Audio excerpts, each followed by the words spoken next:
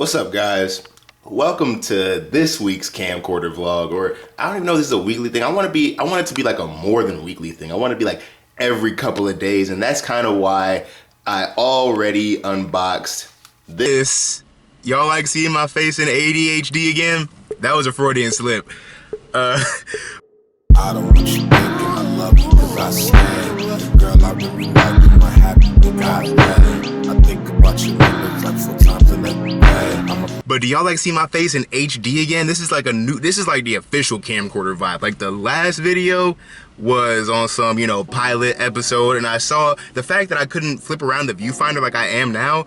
That basically pushed me into getting this new one, and the quality was trash, the lighting was trash. You look at me now, I'm looking sexy, looking beautiful, you know what I'm saying?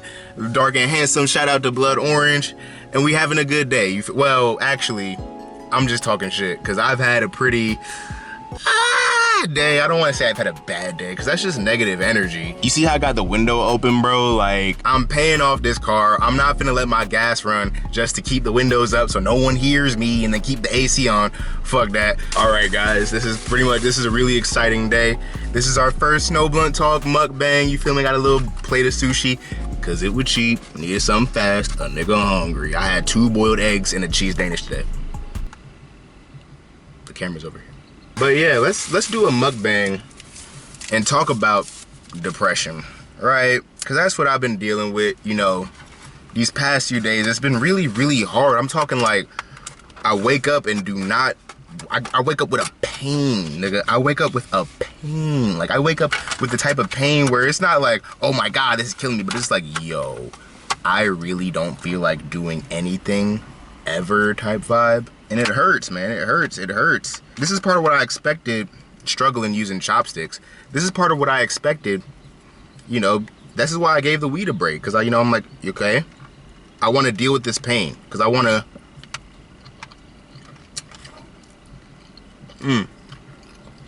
It's been a long time since I had some decent sushi. But it's like, I want to deal with this pain. And more importantly, I want to be as clear-headed as possible to prove to people in my life, the detractors, that I'm not just some slacker, okay?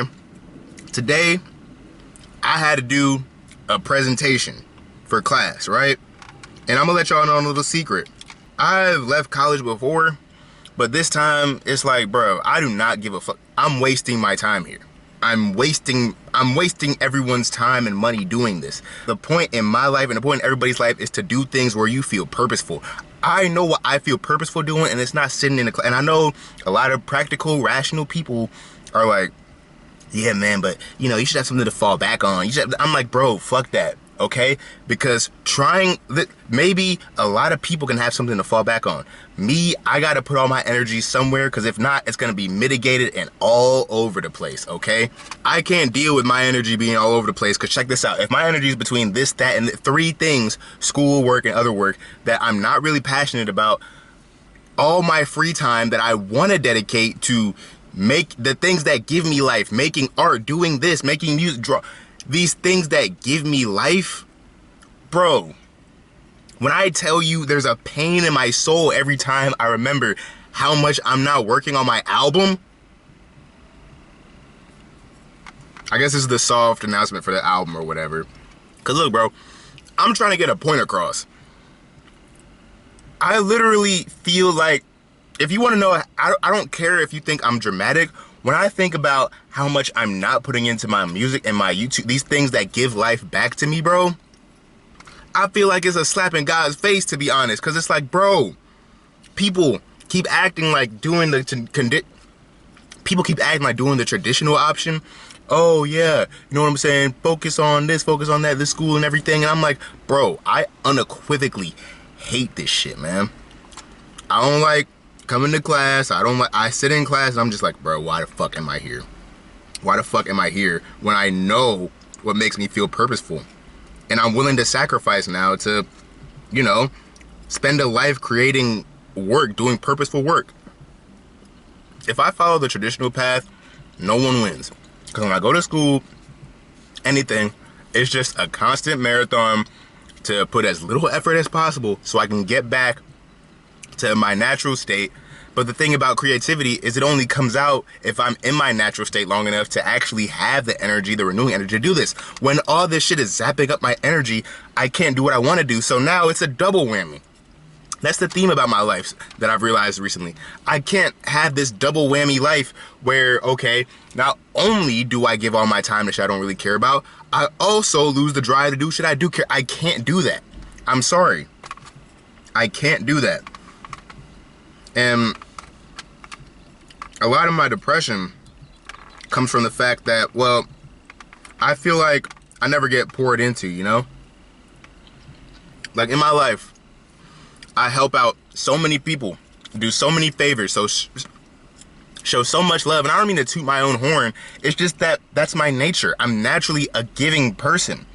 But the thing about this energy, that spirit that you give people, it has to come back. And I don't get it back. Like, I'm the one who's like complex thinker. I could help people, other people solve their problems. When I tell people my problems, they, you know, I'm thankful for the people that are there and do help me out because they give me the moral support. But it's like, damn, man, like, I want to feel something at the most intimate level. Like, I want to live a life where I actually feel like my cup is full in one way. My cup doesn't feel full career-wise. My cup doesn't feel full personal relationships-wise. And like I said, it's that double whammy thing again. Because it's like, bro, if I had to, you know, work a shitty job or go to school for something I didn't really like, but at the end of the day, you know, people around me, I had intimate relationships, because that'll do it to you, man. The fact that because I don't have enough energy for myself, it's even harder to form intimate relationships with people. It's hard to form, you know, those soul searching, you know, relationships with people. Because I look at people, I remember somebody told me today, oh, the first time I looked at you, I knew I wanted a piece. I'm so, like, my energy gets usurped so much, I don't even have the luxury of feeling like that around any people. I'm usually just stuck in my head. And I'm like, yo, I'm tired of this depression. I'm tired of this running my life. I'm ready to live a life where I pour into myself, because if it's a double whammy one way, that means it's a double whammy the other way in my logic. Shit. I've worked so damn hard my whole life. Try to do the right thing all the time. Still try and show love. Even when I'm running on empty, still try and show love. And I'm tired of that feeling of despair when you feel like you can't get any of it back, because it's the lowest feeling of the world. You feel worthless. Bro, I might not look like it. Earlier this morning, I was uncontrollably crying at this shit, man. You feel worthless. You feel like when you live a life when you're putting the lowest effort. The thing about the whole like class thing is that like I could sense the disappointment my teacher had, because I'm tired of like everyone seeing this potential and then being mad at me when I don't give a fuck about what they're a part of, so I don't put my whole into something. Well, I'm gonna start doing things that I could put my whole energy into, so I could show motherfuckers, hey, look, man, this brilliant whatever guy you see in front of you, this is where I express that. So don't be talking to me about doing this, that, or this and being disappointed when I don't want to follow your foot. Nigga, I know how I capitalize on my own human potential energy, and that's a motherfucking fact, man.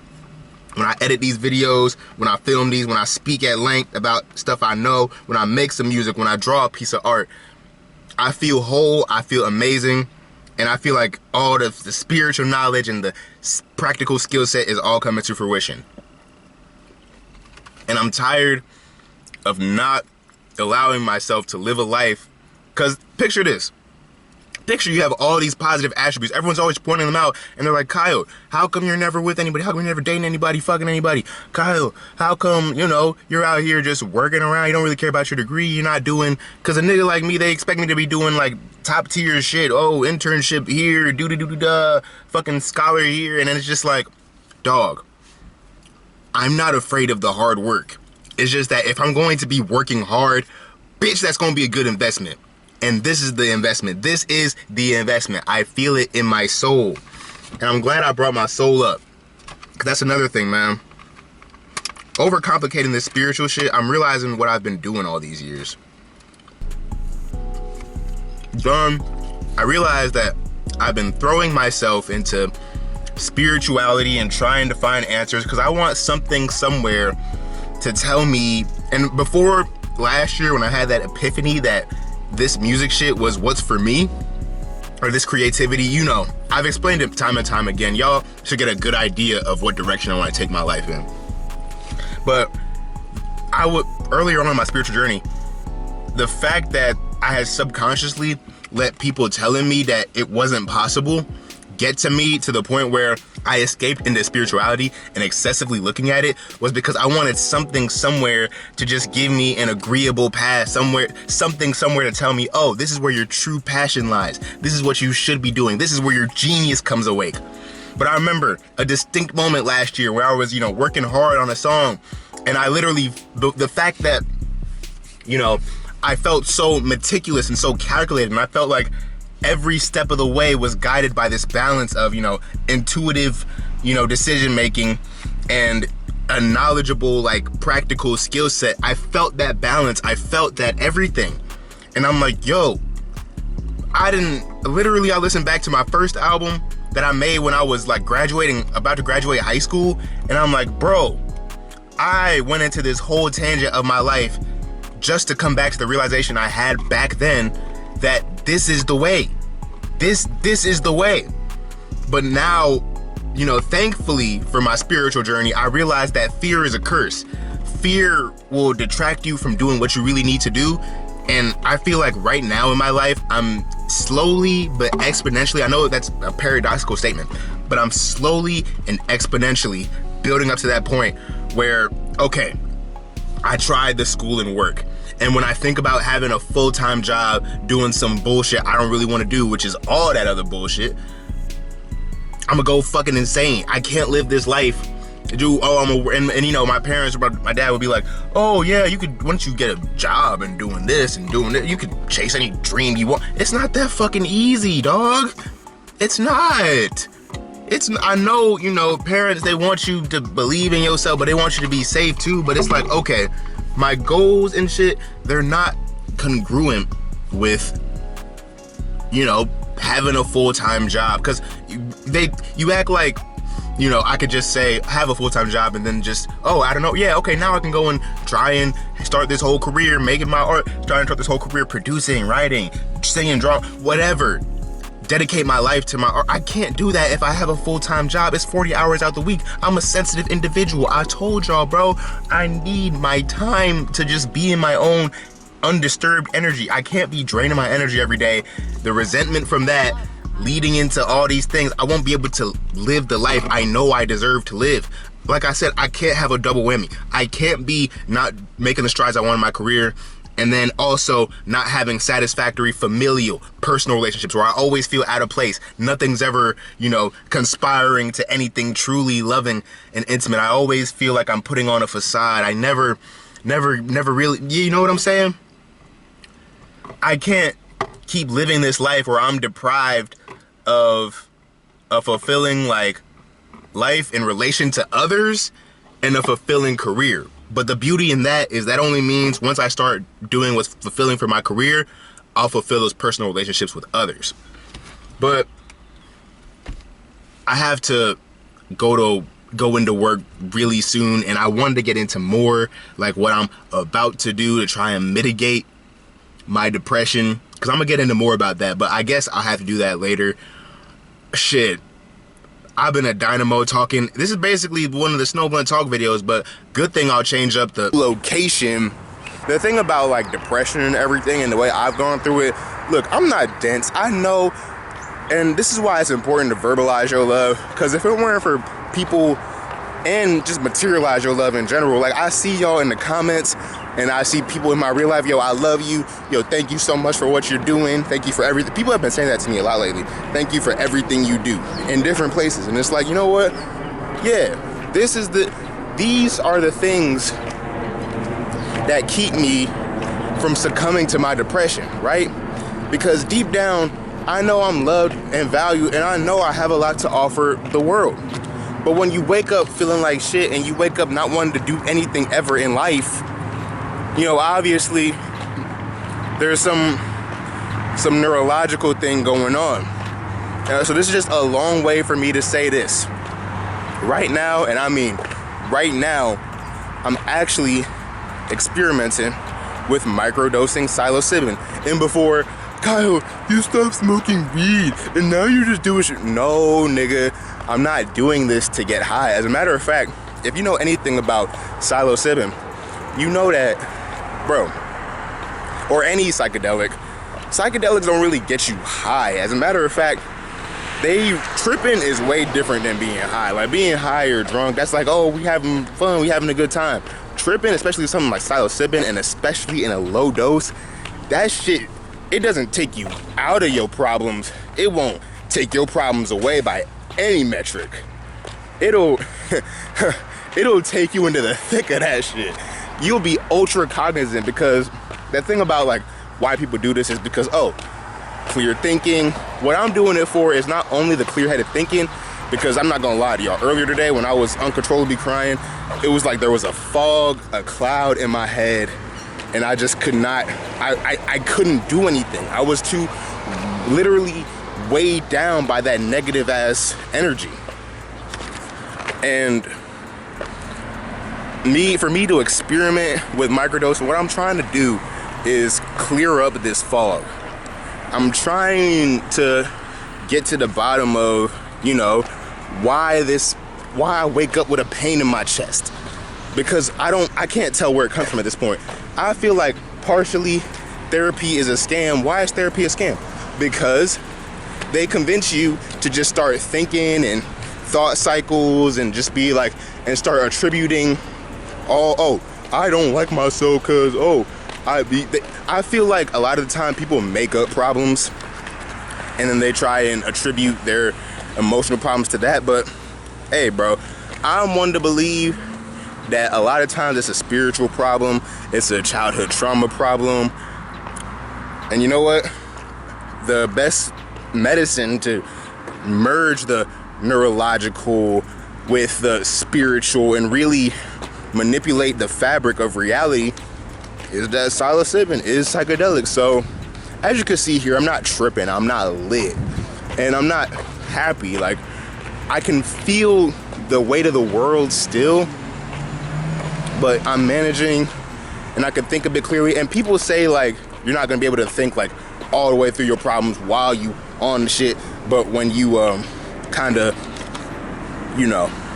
get off of the shit and just kind of merge in your own energy yourself, that's when you start to feel the effects. So when I wake up tomorrow, maybe I'm gonna feel different. Maybe I won't have that pain in my chest. I know it seems kind of minute, but yo, that it kind of epitomizes my issue, because it's not like, oh, I think about a certain person and then I feel depressed. It's like, it's a neurological thing, it's spiritual, it's a deep subconscious thing.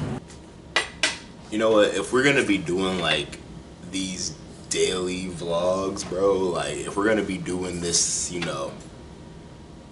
vlog-esque day recap thing, I could kind of get behind this little tea time session, I didn't expect to be talking about the Kendrick and Drake beef, because I'm not gonna lie, and this ties into my whole feelings about that, my whole little tirade about, kind of going, challenging that cultural notion of Kendrick's W and saying, well, that's part of my contrarian nature, honestly.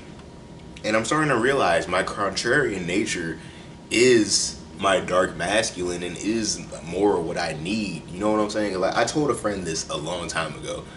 I actualize in opposition, So it's like, oh, if I'm with a group and we supporting something, we're like, yeah, we support the group, I'm not gonna be at full power.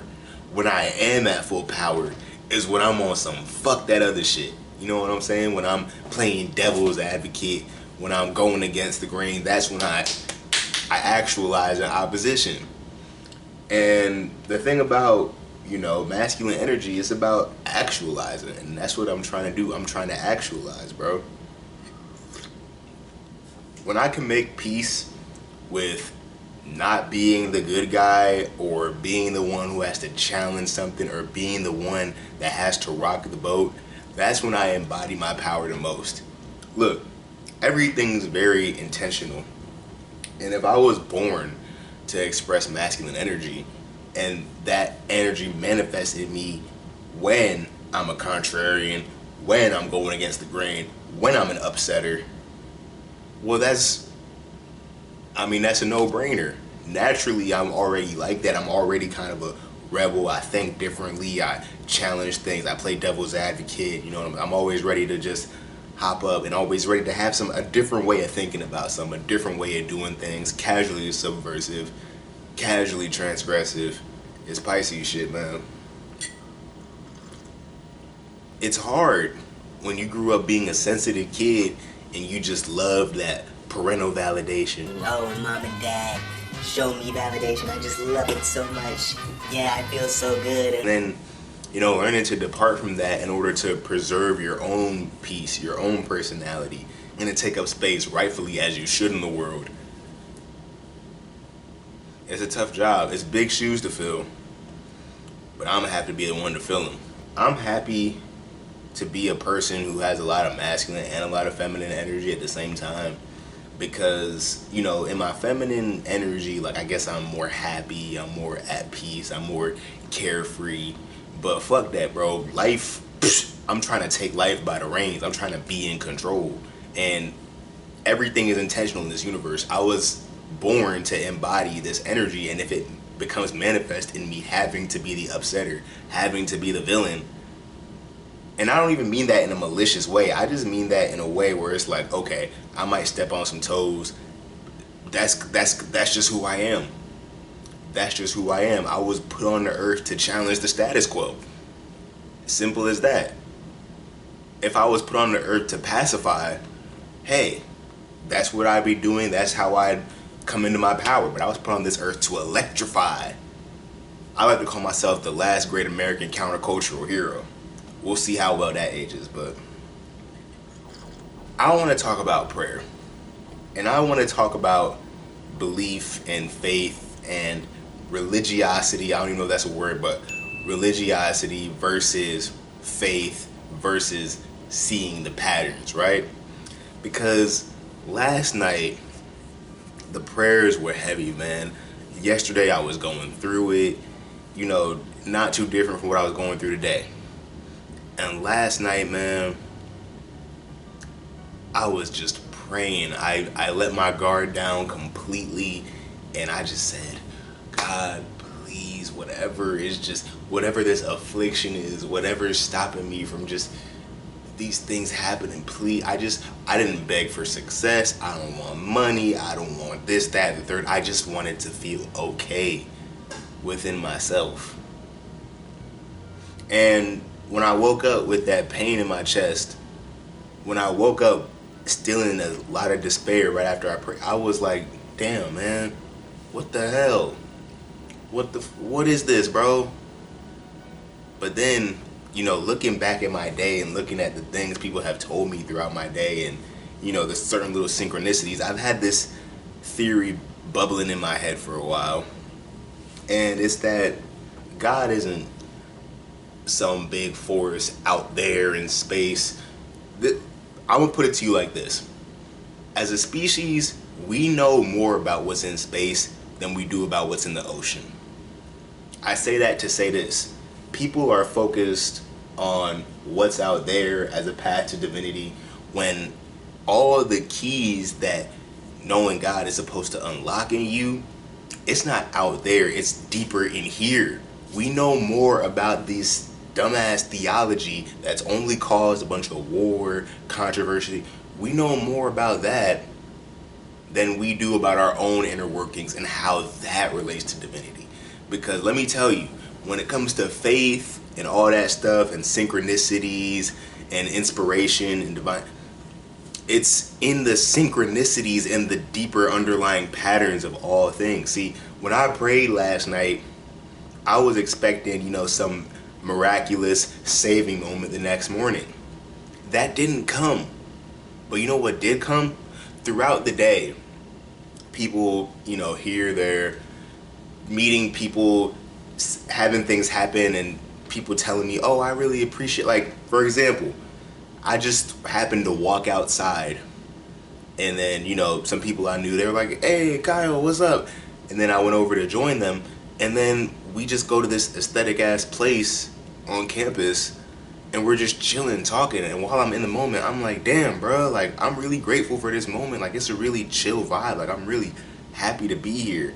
Throughout my day, whether it's at school or at work, people are appreciative of what I'm doing. People are like, oh, wow, you're being thank you, you're really helpful, you're really this, you're really that. And last night, I was praying to just feel okay. And the thing is, I didn't get a direct, answer when I woke up.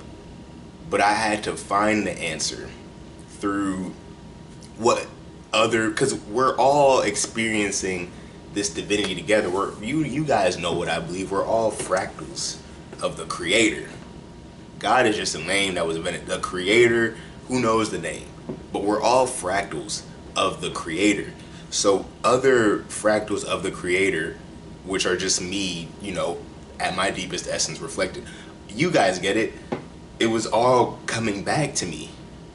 All of this energy was like, hey, it wasn't so much the miracle I was looking for, but it was a nudging from the universe, like, hey, look, you're appreciated, you're valued, and all you had to do was see it in what, like, your reflections tell you. See, it wasn't just gonna be planted in my brain to feel better.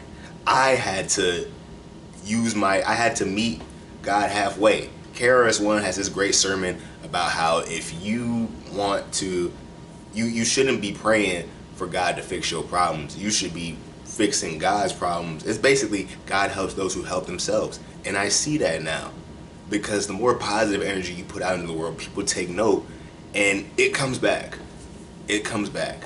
It comes back, and it doesn't come back right then and there. It won't, like, hit you in the face. Everything about the Creator is subtlety. It's about what's in the patterns. It's about the synchronicities, everything underlying. Numbers, patterns, symbols, these go beyond language, and that's where God is, if you ask me, in the inner workings.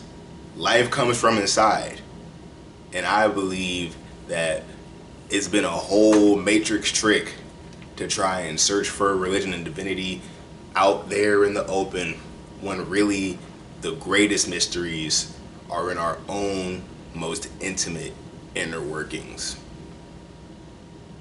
Because you're not going to sit here and tell me you got your inner self figured all the way out.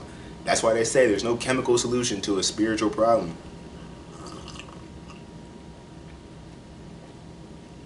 Because when you do dig deep enough, it stops being scientific, it stops being rational, and you're solely with the divine energy that pervades every single atom and fiber of your being. Because the positive and the negative energy of an atom are aspects of creation. The Creator is what made the entire shebang. The Creator encompasses both, is what I'm saying. And creation is what has this dualistic nature. The Creator always encompasses both. The Creator is unity. It's the fiber that connects all of us that we can't see. Because in this reality, in this post-Garden of Eden reality, the whole theme, the name of the game is, I'm separate because I define myself on not being other things.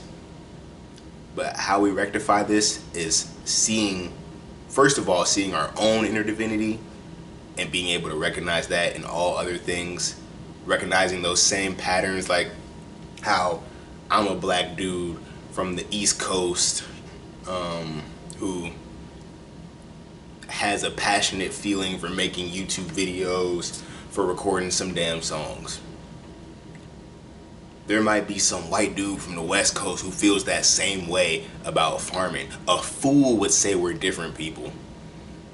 But someone who's truly conscious of the passion we both feel as humans and the journey we're both on spiritually would understand we're one and the same. Thank you, and good night. drama. This shit get out of control. Niggas is losing their soul. Fame if he taking the toll. I can't do this shit no more. All I really want is to be